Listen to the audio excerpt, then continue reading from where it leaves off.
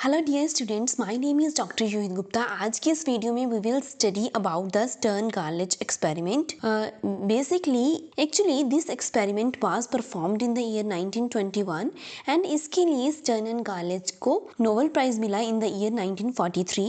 Basically जो स्टर्न गार्लिच एक्सपेरिमेंट था उसका मेन मकसद था to observe the magnetic moment of the atom की मैग्नेटिक मोमेंट को फाइंड आउट करना कि मैग्नेटिक मोमेंट क्या है। कई बार मल्टीपल चॉइस क्वेश्चन में वन लाइनर इस तरह आ जाता है कि आपको बताना होता है कि स्टर्न गार्लिच एक्सपेरिमेंट का प्राइमरी ऑब्जेक्टिव क्या था। तो उसका जो प्राइमरी ऑब्जेक्टिव था that was the magnetic moment of the atom को ऑब्जर्व करना।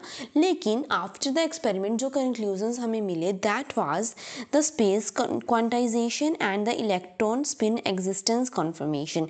मतलब कि एक तो स्पेस क्वांटाइज्ड फॉर्म में है एंड जो इलेक्ट्रॉन की जो स्पिन है वो एग्जिस्ट करती है। बेसिकली इस एक्सपेरिमेंट में क्या किया गया था, इस एक्सपेरिमेंट में क्या हुआ था, सबसे पहले जो हमारे पास सिल्वर एटम्स होते हैं उनको हाई टेम्परेचर पे रखा गया, that is in the oven में रखा गया। उसके बाद उसे एक नॉन यूनिफॉर्म मैग्नेटिक फील्ड के अंदर जो है वो इम्पोज करवाया गया, that is through a beam. ठीक है, मतलब यहाँ पे क्या हो रहा है, सिल्वर एटम्स की बीम आ रही है। तो इसमें क्या हुआ कि जब सिल्वर के एटम्स जो है वो नॉन यूनिफॉर्म मैग्नेटिक फील्ड के थ्रू पास कर रहे थे तो यहाँ पे उन्हें क्या एक्सपीरियंस हुआ, एक फोर्स जो है वो एक्सपीरियंस हुई, जिसके बारे में मैं अभी बात नहीं करूँगी। जब एटम जो है इस नॉन यूनिफॉर्म मैग्नेटिक फील्ड के अंदर एंटर हुए then they experience an acceleration along the z direction. क्योंकि जो मैग्नेटिक फील्ड था that was in the z direction, तो उन्हें जो एक्सेलरेशन फील हुई that was along the z direction. And actually में होना क्या चाहिए था कि मान लो हमारे पास एक सिंगल एटम है that is a silver atom. Silver atom के करस्पॉन्डिंग जो उसके मैग्नेटिक मोमेंट की वैल्यू होगी that was lying from m से लेकर प्लस m तक आनी चाहिए थी। लेकिन जब हमने स्क्रीन पे उसकी ओरिएंटेशंस देखी तो हमें सिर्फ दो मेजर वैल्यूज मिली, one is along the positive z direction and another is along the negative direction. यहाँ पे हमें कुछ भी ऑब्जर्व नहीं हुआ, जिसके कारण स्पेस क्वांटाइजेशन का कंसेप्ट सामने आया। मतलब कि जो स्पेस में हमारे मैग्नेटिक मोमेंट की वैल्यूज हैं दैट इज क्वांटाइज्ड। मतलब जो इलेक्ट्रॉन की मोमेंट है that is quantized in the space, मतलब उसकी डिस्क्रीट वैल्यूज थी। मतलब यहाँ पे कोई ऐसा नहीं आ रहा है कि हर पॉइंट पे हमारे पास जो है मैग्नेटिक मोमेंट की वैल्यू आई, यहाँ पे कोई वैल्यू नहीं आई। यहाँ पे सिर्फ दो वैल्यूज आई, एक पॉजिटिव ऑफ जेड डायरेक्शन में एंड एक नेगेटिव ऑफ जेड डायरेक्शन में। तो यहाँ से हमें स्पेस क्वांटाइजेशन का कंसेप्ट अच्छे से क्लियर हो गया। अब बात आती है कि स्पेस क्वांटाइजेशन एक्चुअली में होता क्या है। स्पेस क्वांटाइजेशन का बेसिक मतलब है कि हमें जो है डिस्क्रीट सेट ऑफ वैल्यूज जो है मैग्नेटिक मोमेंट की मिल गई है। मान लो कि यहाँ पे स्पेस क्वांटाइजेशन ना होती देन क्या होता, हमें स्क्रीन पे अलग अलग बैंड्स जो है वो देखने को मिलते corresponding to the different magnetic field values. लेकिन हमें क्या मिला, सिर्फ टू वैल्यूज़ मिली, एक ये पॉजिटिव जेड डायरेक्शन में एक नेगेटिव जेड डायरेक्शन में। तो यहाँ से हमें स्पेस क्वांटाइजेशन का जो बेसिक कंसेप्ट था वो क्लियर हो गया था। नाउ अगर हम इसके मैथमेटिकल एनालिसिस की तरफ नज़र डालें तो जो मैथमेटिकल एनालिसिस है, मतलब क्या उसने, जो हमारा एटम था उसने क्या फोर्स एक्सपीरियंस की जब वो नॉन यूनिफॉर्म मैग्नेटिक फील्ड के अंडर था। तो उसने जो फोर्स मैग्नेटिक फील्ड तो जो उसने फोर्स एक्सपीरियंस की तो उसे हम लिख सकते हैं माइनस ऑफ करली u by curly of Z. क्योंकि जो एक्सेलरेशन हो रही थी वो हो रही थी that is along the z direction, तो वेरिएशन जो है पोटेंशियल एनर्जी की आएगी that will also be along the z direction. So it can be written as minus curly u by curly of z. And हमें पता है कि अगर हम किसी एटम को मैग्नेटिक फील्ड के अंदर रखते हैं तो उसे जो पोटेंशियल एनर्जी एक्सपीरियंस होती है वो होती है उसकी magnetic moment multiply by that of the magnetic field. अब देखो जो म्यू जेड की वैल्यू है, ठीक है, वो हमारे पास अलोंग द जेड डायरेक्शन है magnetic moment, and magnetic field भी अलोंग द जेड डायरेक्शन है लेकिन इन द ऑपोजिट डायरेक्शन। सो यहाँ पे म्यू जेड एंड बी के बीच में जो एंगल रहेगा that will B of pi. So cos pi हमें कॉस पाई की वैल्यू हमें पता है वो नेगेटिव होती है। तो यहाँ पे नेगेटिव अगर हम सब्सिट्यूट कर दें so we will get mu into of J into of Z curly B Z divide by curly of Z. So this was the value of the transverse force that is experienced by the atom. And अगर हम लिख दें that is a net magnetic moment divided by net angular momentum, so we can write it as mu j divided by of capital J. So इसे हम लिख सकते हैं minus of ji J into e divide by of 2m. ये हमने पहले वाले notes में भी स्टडी किया था, ठीक है, कि म्यूजे अपॉन ऑफ अगर हम जे करते हैं तो उसकी वैल्यू आती है minus of ji J E divide by of 2m.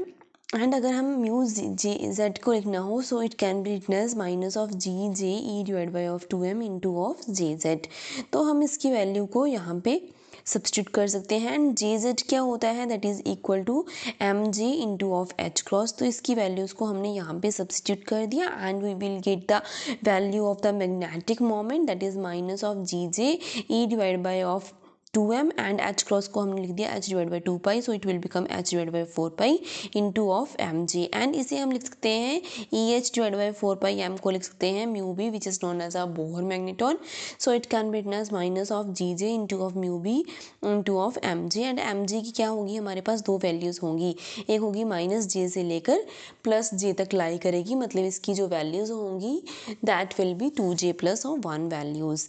Then हम क्या कर देंगे, इन वैल्यूज़ को दैट इज़ म्यू जे की वैल्यू जो आई थी इसको हम यहाँ पे सब्सटीट्यूट कर देंगे so that we will get the value of the force. तो जो फोर्स की वैल्यू आएगी that will be curly B Z by curly Z G J into mu B into of M J. तो इसे आपको याद रखना है. सिमिलरली अगर हमें एक्सेलरेशन फाइंड आउट करनी हो तो हम इजीली निकाल सकते हैं ट्रांसवर्स एक्सेलरेशन. हम सिर्फ मास ऑफ द एटम के साथ उसे डिवाइड कर देंगे. एंड अगर हमें टाइम निकालना हो देन वी कैन तो हम निकाल सकते हैं दैट इज़ जो लेंथ है in the magnetic field and we X is the longitudinal value of the velocity. क्योंकि हमें पता है टाइम क्या होता है, that is equal to displacement divide by velocity. तो इसे हम इस तरह लिख सकते हैं, ठीक है. एंड हमें पता है क्योंकि हाई टेम्परेचर हमने एटम को दिया है तो उसके पास 4 डिग्रीज ऑफ फ्रीडम होगी. सो उसकी जो काइनेटिक एनर्जी का एक्सप्रेशन आएगा that will be half M B X square 4 into of half K T. क्योंकि हर एक डिग्रीज ऑफ फ्रीडम के करस्पॉन्डिंग हमारे पास हाफ के टी एनर्जी होती है, that is in the case of thermodynamics अगर हम उसकी स्टडी करते हैं. सो वेलोसिटी की वैल्यू क्या आ जाएगी, दैट विल बी 4 के T divide by of m. तो इसकी वैल्यू को हम यहाँ पे सब्सिट्यूट कर सकते हैं एंड हम टाइम की वैल्यू निकाल सकते हैं. नेक्स्ट आता है हमारे पास ट्रांसवर्स डिफ्लेक्शन, मतलब कितना जो है वो डिफ्लेक्ट हुआ है. तो अगर हमें डिफ्लेक्शन निकालनी है, मतलब हमने सेपरेशन निकालनी है, तो हम यहाँ पे एक्सप्रेशन लगा सकते हैं S is equals to U T plus of half A T square का. अब देखो इनिशियल वेलोसिटी तो ज़ीरो थी एंड एस की जगह पे हम क्या लिख सकते हैं कि कितनी डिफ्लेक्शन जो है वो हुई है, that is denoted by of Z half of A Z into of T square. अब देखो ए जेड की वैल्यू हमने निकाल ली थी विच इज़ एक्सेलरेशन की वैल्यू, तो हम इसको यहाँ पे सब्सिट्यूट कर सकते हैं. एंड अगर हमें t की वैल्यू निकालनी हो तो d divide by of v x and we x की वैल्यू को यहाँ पे हम सब्सिट्यूट कर सकते हैं. And by substituting all these values we will get transverse deflection which is equal to Z is equal to G J M J curly B Z by curly Z mu B into of D square divide by of 8 K T. तो यहाँ से हमें क्या conclusion देखने को मिल रहा है कि जो ट्रांसवर्स डिफ्लेक्शन है वो एक तो एम जे के डायरेक्टली प्रोपोर्शनल आ रही है, ठीक है. एंड जो एम जे जो वैल्यू होती है वो माइनस जे से लेकर जे तक लाई करती है, मतलब ये टोटल वैल्यूज होंगी 2j प्लस ऑफ 1, मतलब जो डिफ्लेक्शन होगी that will be directly proportional two of 2j plus of 1 values. And जो ये डिफ्लेक्शन है वो हमारे जो नॉन यूनिफॉर्म हमारा मैग्नेटिक फील्ड था उसके ऊपर भी डिपेंड कर रही है. सो यहाँ पे जो एटम्स होंगे वो इस तरह बिहेव करेंगे जैसे कि वो टिनी मैग्नेट हो due to which they show the deflection. तो यहाँ पे हमने सिर्फ और सिर्फ एटम्स कंसीडर किए हैं, हमने यहाँ पे आयंस कंसीडर नहीं किए हैं, बिकॉज अगर हम आयंस कंसीडर करते तो हम वहाँ पे इलेक्ट्रिक, तो वहाँ पे हम लॉरेंटस फोर्स को कंसीडर करते, मतलब इलेक्ट्रिक एंड मैग्नेटिक फील्ड दोनों ही इंक्रीज होने स्टार्ट हो जाते. तो इसलिए हमने यहाँ पे सिर्फ और सिर्फ एटम्स को कंसीडर किया है. And for the silver atoms हमारे पास जो बेसिक क्राइटेरिया रहता है जीजे एंड एमजे की वैल्यू, उसकी वैल्यू +-1 रहेगी, बिकॉज सिल्वर एटम में हमारे पास आउटर मोस्ट शेल में सिर्फ और सिर्फ एक इलेक्ट्रॉन होता है, तो corresponding to the 1 electron S की वैल्यू हमारे पास हाफ रहेगी, एल की वैल्यू 0 रहेगी एंड जे की वैल्यू 1/2 रहेगी। सो यहाँ पे हमारे पास 2s1/2 जो है वो वाली वैल्यूज आ जाएंगी एंड जे की वैल्यू जो है वो होती है L plus minus of S, तो L की वैल्यू 0 है तो S की एक ही वैल्यू है, दैट विल बी 1/2, तो S की वैल्यू जो है वो 1/2 रहेगी। अब देखो जी जे इंटू ऑफ एम जे की वैल्यू क्या है हमारे पास +-1 है, हमारे पास जी जे इंटू ऑफ एम जे की वैल्यू +-1 होगी। ठीक है, अब अगर हम एक इलेक्ट्रॉन की बात करते होते हैं तो जी जे की वैल्यू जो है वो हमारे पास 2 रहती है एंड जी जे की वैल्यू अगर 2 है तो एम जे की वैल्यू हमारे पास +-1/2 होगी, मतलब एम जे की 2 ही वैल्यूज़ जो हैं वो एग्जिस्ट कर सकती है, एक m1/2 एंड एक -1/2। तो यहाँ से हमें क्या कंक्लूजन देखने को मिला कि इलेक्ट्रॉन की जो है वो 2 ही स्पिन हो सकती है, एक 1/2 एंड एक -1/2। Similarly for the zinc and mercury हमारे पास जो स्टेट आई corresponding to these that is 1s0, मतलब जे की वैल्यू क्या आ रही थी हमारे पास 0 आ रही थी, मतलब एम जे की वैल्यू क्या रहेगी 0, तो G J into of M J की वैल्यू क्या आ रही है 0 आ रही है। एंड सेम एक्सपेरिमेंट जो रिपीट किया गया by that is the Phipps and the Taylor in the 1927 for the hydrogen atom, क्योंकि हाइड्रोजन एटम में क्या था हमारे पास 1 इलेक्ट्रॉन थी, तो इसकी जो स्पिन थी दैट इज तो ओनली 1 इलेक्ट्रॉन, तो उसकी जो स्टेट थी दैट इज 1s0, तो जे की वैल्यू 0 थी एंड एल की वैल्यू भी क्या थी 0 थी and G J M J की वैल्यू क्या थी 0 थी। तो यहाँ पे हमें अगर हम इस वाले एटम को मतलब एक हाइड्रोजन के एटम के थ्रू ये स्टर्न गार्लिच एक्सपेरिमेंट करवाएं तो वहाँ पे होना क्या चाहिए था, हमारे पास कोई भी अपवर्ड एंड डाउनवर्ड बीम जो है वो अवेलेबल नहीं होनी चाहिए थी स्क्रीन पे।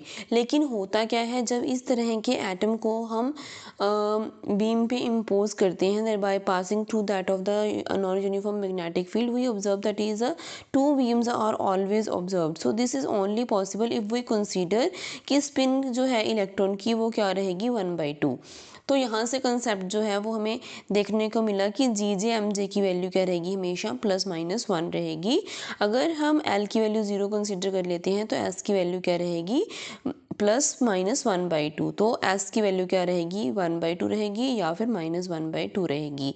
तो G J into of G S की वैल्यू क्या आ जाएगी हमारे पास that will be 2 and G J into of M J की वैल्यू +-1 क्या कन्फर्म करती है तो G J into M J की वैल्यू क्या कन्फर्म करती है, it represent that the spin of electron exist. So this was all about Stern गार्लिच experiment. अगर आपको इसके रिलेटेड कोई भी क्वेरी हो then you can ask me in the comment section and try to share this video to the maximum students so that they get all the concept clarity and इसके related multiple choice questions आपको हमारी question bank की form में मिल जाएंगे। हमारे पास basically 2 groups चल रहे हैं, एक ग्रुप जिसमें हम प्रेपरेशन करवा रहे हैं for the master cadre exam and second group चल रहा है जिसमें हम सेकेंड ग्रुप है जिसमें हम प्रेपरेशन करवा रहे हैं for the CSIR NET GATE and lecturer cadre exam. ठीक है, आपको जिस भी ग्रुप में अगर आप और अच्छे से स्टडी करना चाहते हैं